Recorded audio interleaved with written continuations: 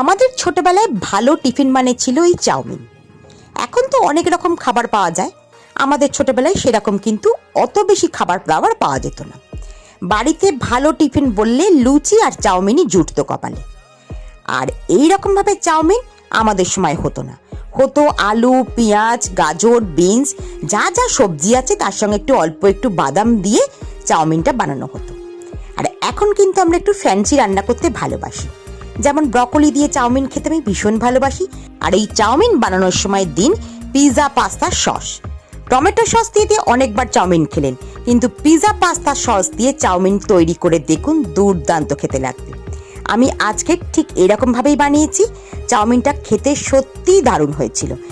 বাজারে এখন প্রচুর ব্রকলি পাওয়া যাচ্ছে, তাই ব্রকলি যদি একদিন বাজার থেকে নিয়ে আসেন, তরকারি করার আগে দুটো টুকরো রেখে দিন, সেই দিয়ে চাউমিন বানান আর তার সাথে মেশান পিৎজা পাস্তার সস।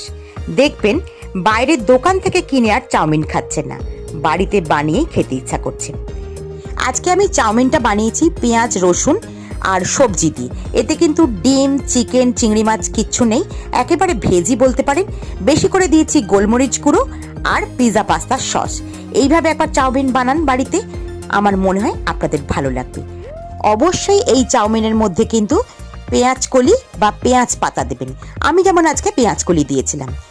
চাউমিনে কিন্তু পেঁয়াজ পাতা বা পেঁয়াজ কলি দিলে টেস্ট কিন্তু অনেকটা বেড়ে যায়। এখন আমি চাউমিনটা খেতে থাকি। আজকের ভিডিওটা এখানেই শেষ করছি। যদি ভিডিওটা ভালো লেগে থাকে একটা লাইক করবেন।